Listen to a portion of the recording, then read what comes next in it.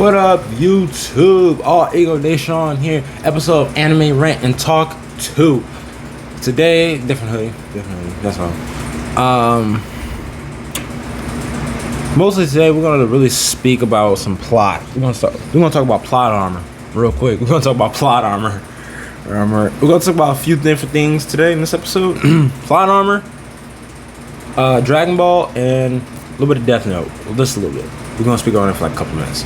But plot armor, mostly plot armor is the biggest.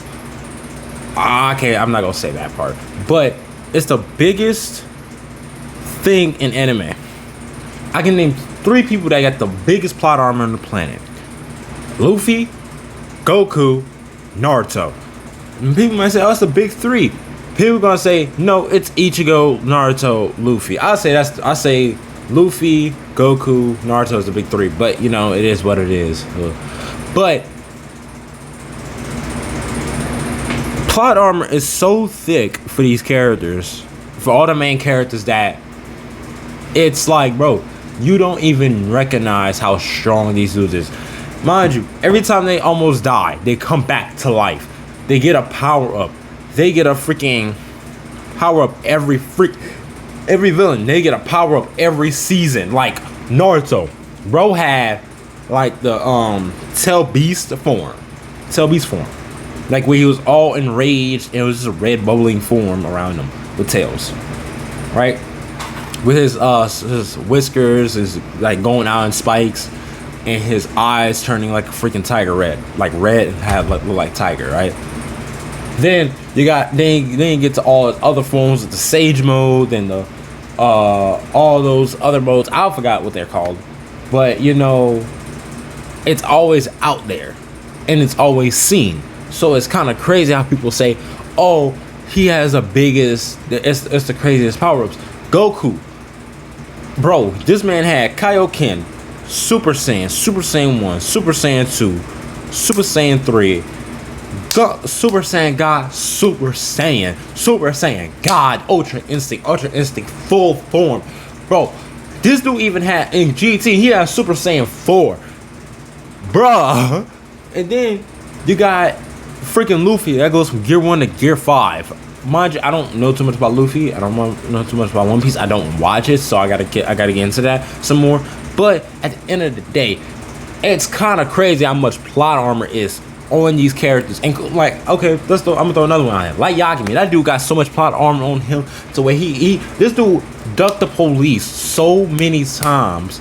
His dad was literally investigating him. He knew he was investigating him. But mind you, his dad did not know it was his own son. Light Yagami's dad did not know, oh, my own son is the murderer of these guys. Bro, your son is murdered, dude. It's like he dropping flies, bro. He's dropping flies. That's wow. It's crazy because mostly how big it is, right? And how it was a short anime, which I was mad that was a short anime. But Light Yagami was just that type of guy, you know. He was that guy, and Light Yagami was just using a notebook and a pen and just marking out niggas. He was just, "You're done, you're dead." Like, bro, and it's not even that it got funny. It was just like, bro, you are on a hunt for this shit. You find thrill in murdering people, bro. You find a thrill in that. And then you have this detective, by the way, that was wearing no shoes, no socks. Somebody please explain that to me in the comments. That pretty much is out here just looking for you. And then you kill somebody that was pretending to be him. Then you actually kill him later on. Then at the end, a female takes over. She dies to the Death Note Perk God. Then you get it back, and then you die at the end of the show. That's when your plot armor stopped working. Kinda crazy. Then it's crazy how much it builds up off of that. But yeah, that's plot armor. those are two segments. Plot Armor and Death Note was kind of just like was moved into each other. But now I'm talking about Dragon Ball. Dragon Ball, the series, it was just a big range wide of anime, right? And so when I was watching it growing up, I watched it with my dad a lot. So it was like it was like really just a anime thing for me, and people wouldn't understand anime when I was watching it, because I would mention it, I watch anime, and it was like, oh, you're weird for that. I'm like, it is what it is. I don't really care about your opinion. But what I noticed is that when we were watching Dragon Ball, the only two people that have died and came back to life with a power-up is Goku and Vegeta. And mind you, I can't edit right now, so mostly you have to pretend. But like hold on, let me go grab this real quick. So I pulled off the movie collection right there. Like in this movie, these motherfuckers got Super Saiyan Blue Gogeta. They powered up after getting their behinds towed through the freaking frame by Broly. Like, I have the disc right here, Broly.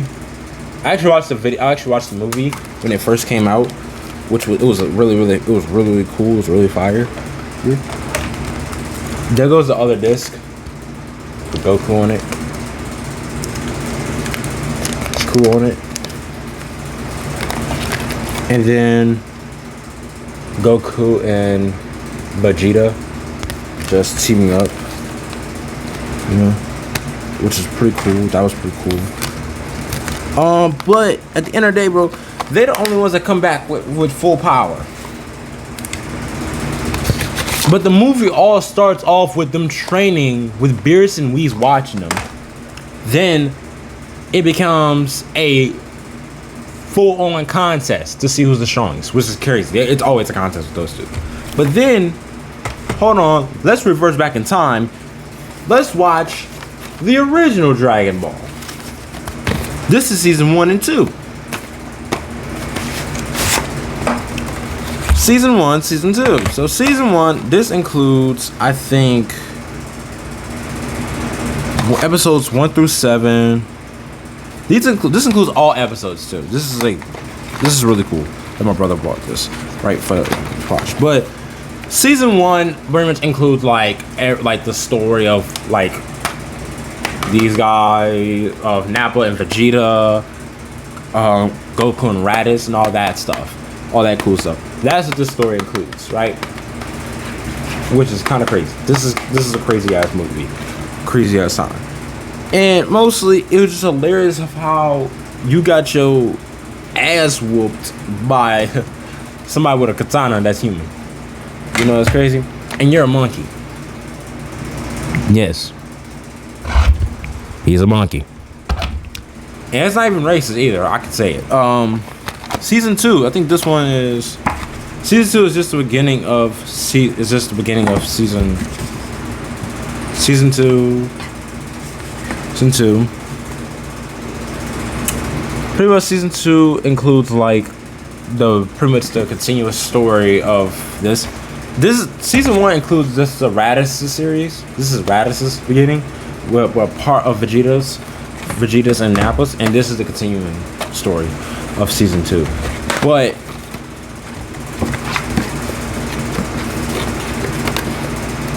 it is crazy how you lost to a human, Vegeta, but it is what it is. Because at the end of the day, Vegeta came back a lot more stronger and a lot more powerful. He outlived Goku a few times, so I ain't gonna lie about that. But season 3, this is actually when they were playing Nappa and pretty much trying to stop this Stain Lizard from pretty much destroying the planet and becoming immortal. So yeah, and this is the what's it called, the saga where everybody comes back and pretty much Goku becomes Super Saiyan in season 3 and 4 and Super Saiyan 2. So does Gohan and Vegeta and Trunks. So yeah, which is really cool. But that story is more of the futuristic shit at the time. So yeah, that's the interesting part. But at the end of the day, those movies all in terms of plot, allowing Goku to outlive most of it. I think he only died about like 3 times more than, like, Yamcha died more times than Goku. So did Krillin. So did Vegeta. Vegeta died more than him, which is kind of wild. But Vegeta killed himself one time just to save the planet. But at the end of the day, plot armor is so thick on these dudes that these dudes fight anybody. They fought against gods and lived. Beerus won. Well, kinda. Vegeta lost still. Even with Super Saiyan God, still lost. But also, I'm trying to understand this. What encouraged Goku to say, go to the gods of the universes and say, hey, let's do a tournament of power where every universe fights each other? And the Xenos was like, oh, we like fighting too. Guess what? We agree and we're gonna do it. Mind you, all these universes, their lives is on the line in their universe. So whatever universe wins, they get the greatest wish on the planet. So they can get the whole world, the whole universe can get immortality or something crazy like that. But at the end of the fight, since 17 was the last one to live, 17 said, all universes, give us back all the universes so they can come visit us, we can go visit them, they can go visit each other, all this and that and that. He wanted all the universes back because he found his peace. So did 18, which was crazy how 18 and 17 wanted to kill this nigga Goku. That was crazy, right? That's crazy work. But besides that, it was a great series. The games are fun. I would never play Kakarot because Kakarot is just too much time for me. I'll play Xenoverse, and I'm waiting for Xenoverse 3. So yeah, it seemed like they cut a lot of things that Xenoverse 2 and 1 had, but it's gonna suck. That's gonna suck. But anyway, I'm excited to play Xenoverse 3. I'm probably gonna play Xenoverse 2 in a couple of days and probably not record it. But besides that, I hope y'all enjoyed the video. I hope y'all have an amazing day. Like, comment, subscribe, and share. Follow me on social medias that you see at the outro, and stay safe in this world, and just pretty much just try to pray. That's all I'm gonna say. Alright, egomaniacs, I'm out.